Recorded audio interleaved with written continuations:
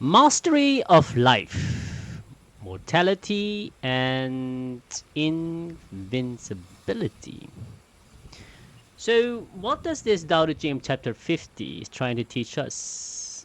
In is basically eliminate the inner conflict. So most of us has so many things in ourselves that we are conflicting ourselves, then become fearful, and then the aggressiveness becomes even worse. So you become then immune to the typical dangers of the role, moving through life with total ease.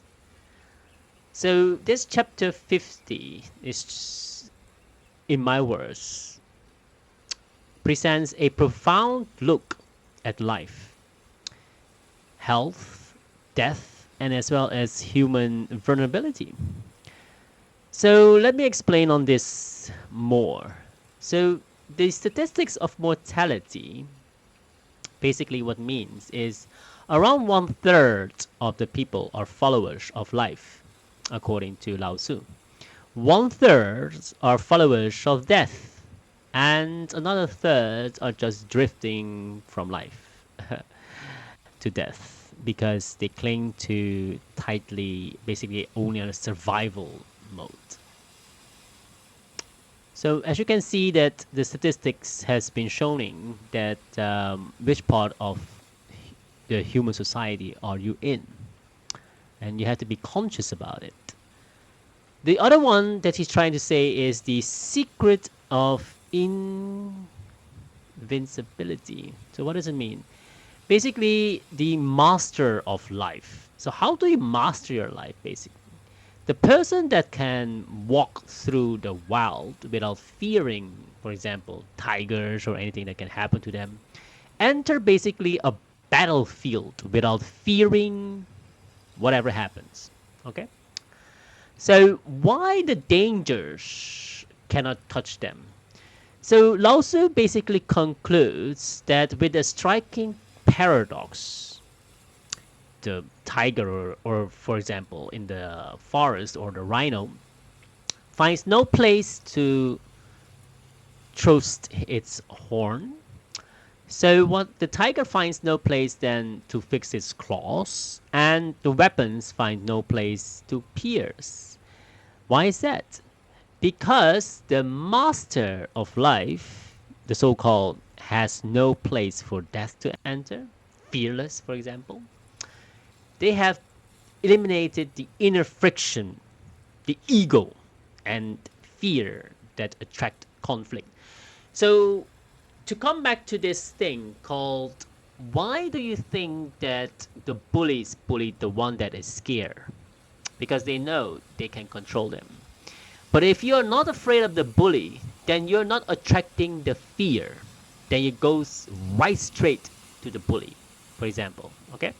Or something that attracted to you is because if an animal, in this case the tiger, will always haunt those other animals that are fearful of the tiger.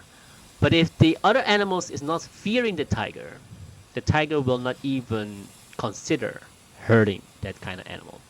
So that's very profound for this chapter 50 to understand how you master mortality or your life, basically, to stay alive. But how to do this in a practical sense? Let's distinguish that into a personal life and your business life. On a personal level, one, conquer the fear of failure. The second one is drop your inner vulnerabilities.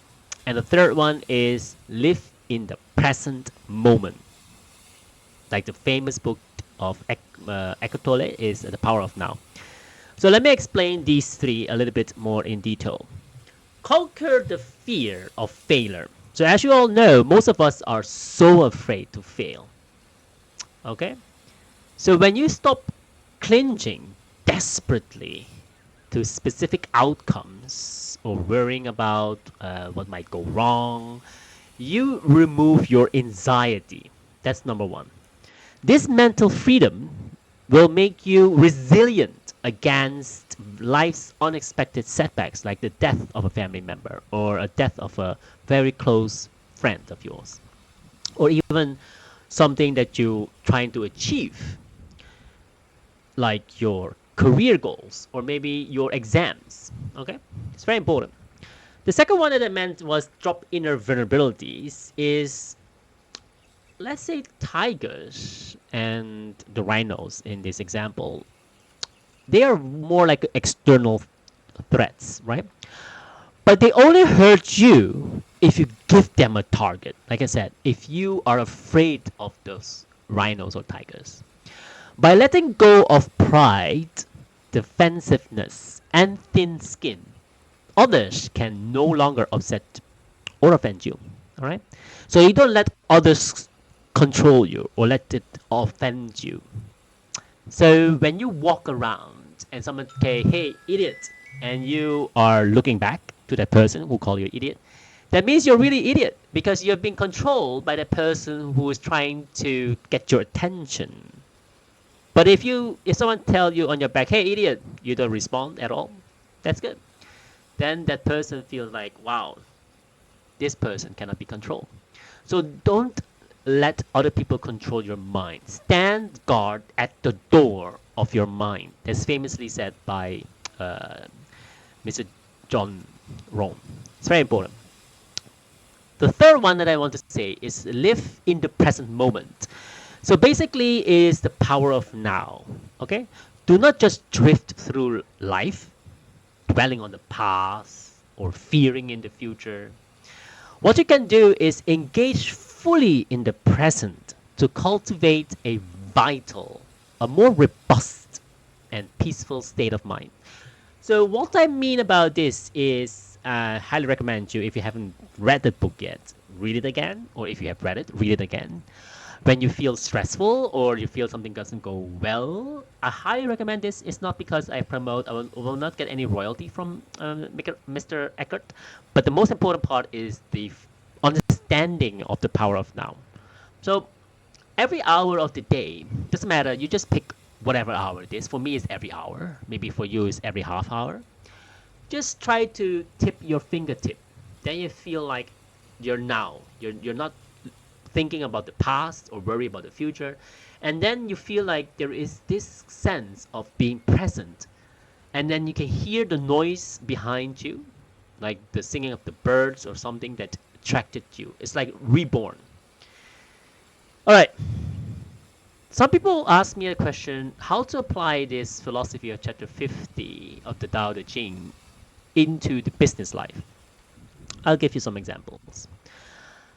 One is try to build a so-called crisis-proof mindset. Second one, try to de-escalate corporate warfare. The third one is remove weak spots in your business strategy. So build a crisis-proof mindset means that markets change, for example, and businesses face most of the time the unexpected crisis. A leader who remains calm, flexible, and detached from panic, he or she can guide a company through economic storms without panicking or making desperate mistakes, especially when it comes to financial crisis or anything. A great leader will steadfast on the what happens, so understand what can be saved and what can be basically covered. So it's like the Titanic. It sounds a very different, difficult example, but let's assume like a Titanic or any situation that suddenly happens in your life. It's very important to just stay calm. Okay? De-escalate corporate warfare, the second one. Aggressive corporate environments, they trap people in defensive patterns.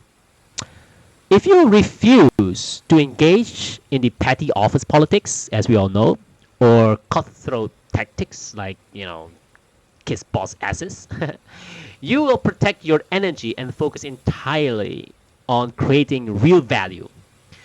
Then you will outshine. Even though the boss doesn't promote you for a certain position, It's okay. When you do the best you can, eventually you might get your promotion, and if not, you will go to another company and then you will shine even much better. You will outshine every type of position you can imagine. Just focusing on how you can become more valuable in the marketplace. All right? All right. The third one is then remove weak spots in business strategy. The quote that I like is no place for death to enter. What does it mean? It means that auditing your business for critical vulnerabilities, such as relying on a single client or ignoring cash flow, positive cash flow. Fix these foundational gaps, then you will make your business indestructible. I like the thing about what Warren Buffett and Charlie Munger said about the margin of safety. They read a book about a long time ago, and it's from Ben Graham. And I highly recommend it because when you, let's say, build a bridge, and this bridge can take up to maximum 1,000 kilograms, you will not put on the bridge things that is above 1,000. But are you sure that people understand what you mean? So instead of telling people, hey, don't put more than 1,000 kilograms on the bridge, just say 750. Then you have a margin of safety of 250 gram. So kilogram. So if someone accidentally say, oh my God, it is 750 according to what they said, but the bridge is built for 1,000, and they accidentally or intentionally put 800 kilogram, the bridge will not fall because, as you know, 1,000 kilogram will crash the bridge or above.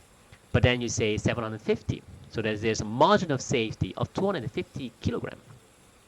The same way goes to businesses. Try to find a way that you can make your business indestructible by including margin of safety, whichever area you're in. All right. Thank you so much. Let's go to the next chapter. If you haven't subscribed, please subscribe or share this video. You're awesome.